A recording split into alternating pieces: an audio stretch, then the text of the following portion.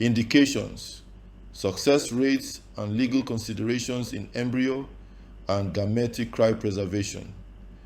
Embryo and gamete cryopreservation is a critical aspect of assisted reproductive technologies, ART, enabling the preservation of eggs, sperm, and embryos for future use. This process allows individuals or couples to delay fertility, undergo medical treatments, or make use of donated reproductive material. However, there are important indications, success rates, and legal considerations associated with cryopreservation that must be understood to optimize its application in article. 1. Indications for cryopreservation. Cryopreservation is recommended for several reasons, and it can be used in a variety of clinical scenarios, including A. Fertility preservation. Cancer treatment. For individuals undergoing treatments such as chemotherapy or radiation, which can damage reproductive organs, cryopreservation allows them to preserve their fertility for future use. Egg cryopreservation is commonly used for women, especially those diagnosed with cancer, who may wish to delay having children until after completing their treatment. Sperm cryopreservation is often recommended for men undergoing chemotherapy or radiation therapy, preserving sperm for future ART cycles. B. Delayed parenthood. Age-related fertility decline. As women age, the egg quality and ovarian reserve decline, reducing fertility and increasing the risk of genetic abnormalities in offspring. Cryopreserving eggs or embryos in younger women allows them to have children at a later age when they may not be able to conceive naturally. Social or personal reasons. Individuals may opt to freeze the eggs or embryos to pursue education, career, or personal goals before deciding to have children. C. ART cycles. Excess embryos from IVF. During an IVF cycle, multiple embryos may be created, but not all are transferred. The unused embryos can be cryopreserved for future use, reducing the need to go through another IVF cycle. Sperm and egg donation. Cryopreservation is used in donor sperm and egg banks, allowing for future use by patients in need of gametes. The frozen samples can be stored until they are required for ART procedures. D. Genetic testing. Embryos created through IVF can be cryopreserved after undergoing genetic testing, e.g. PGTA, PGTM, allowing patients to select the healthiest embryos for transfer. Unused healthy embryos can be stored for future use. Male infertility. Sperm cryopreservation is particularly useful in cases of azoospermia, no sperm in ejaculate, or low sperm count, where sperm may be retrieved via TESA, testicular sperm aspiration, or PESA, percutaneous epididymal sperm aspiration, frozen and used later for ART. 2. Success rates of cryopreservation. A. Sperm cryopreservation. Success rates of sperm cryopreservation generally depend on the initial sperm quality before freezing. Survival rates. When thawed, the majority of sperm survive, though sperm motility may decrease slightly after thawing. IVF/EC. Success: sperm frozen for future IVF or EC cycles generally shows good fertilization rates when thawed, though motility and morphology play a significant role in the outcome. Impact of cryopreservation. Sperm cryopreservation tends to have high success rates if the sperm is of good quality at the time of freezing. B. Egg cryopreservation. Success rates. Success of egg freezing is often related to age. Younger women under 35. Women who freeze their eggs before the age of 35 typically have higher survival rates and fertilization success after thawing. The success rate can be as high as 50 to 60% per cycle for younger women. Older women over 35. The success rate for women over 35 declines as egg quality decreases with age. Frozen eggs may have lower fertilization rates and implantation success. Vitrification. The introduction of vitrification rapid freezing has greatly improved the survival rates and fertilization success of thawed eggs. C. Embryo cryopreservation. Success rates. Embryos tend to have a high survival rate after cryopreservation, especially when frozen at the blastocyst stage.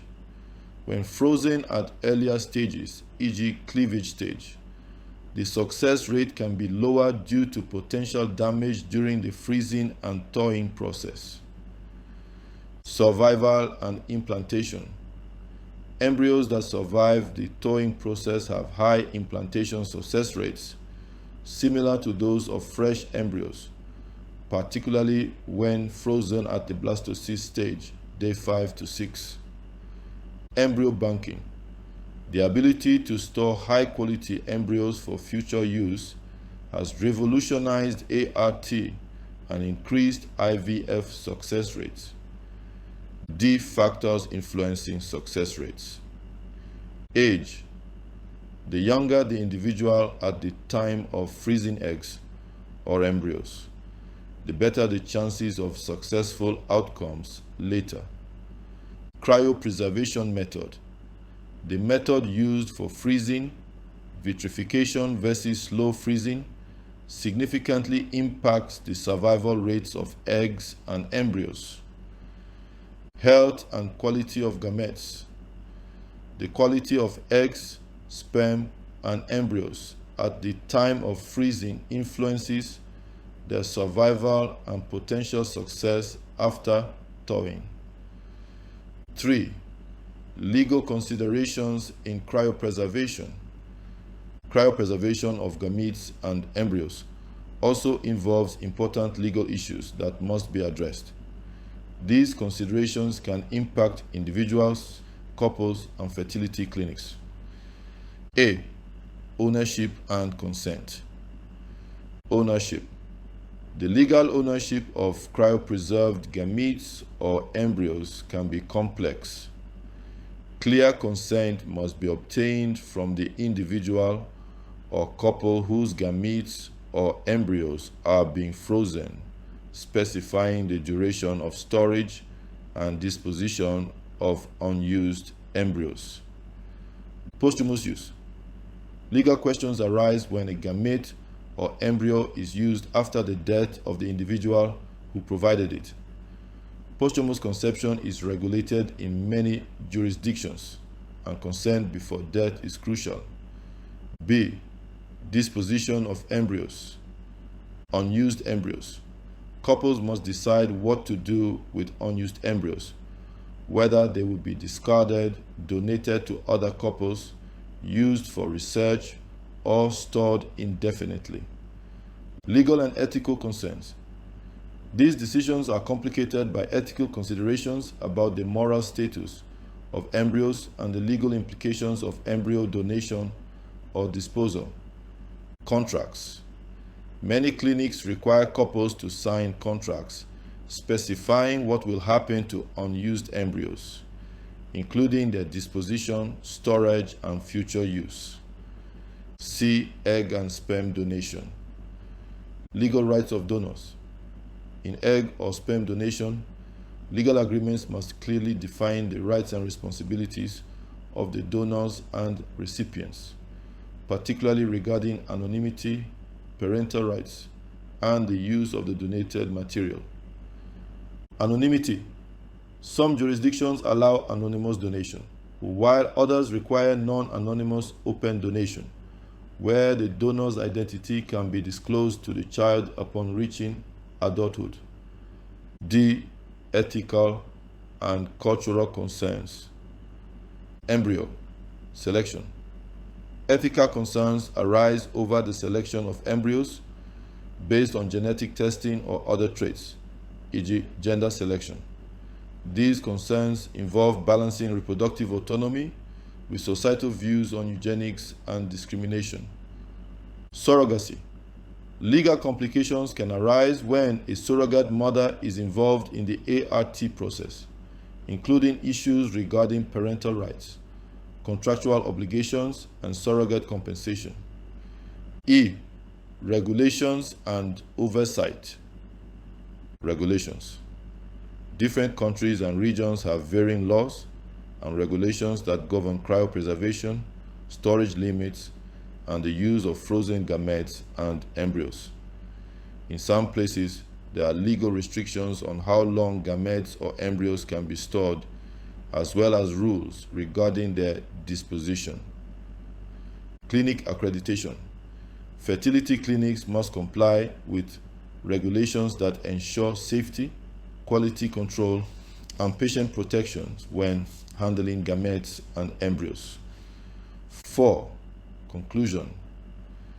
Embryo and gamete cryopreservation are essential tools in modern reproductive medicine, offering individuals and couples opportunities for fertility preservation, genetic testing, and the flexibility to delay reproduction. Understanding the indications for cryopreservation, success rates, and legal considerations is crucial for individuals undergoing ART procedures. Proper counseling and informed decision-making can help mitigate legal and ethical concerns, ensuring that ART is practiced in a way that respects patient autonomy and ethical standards.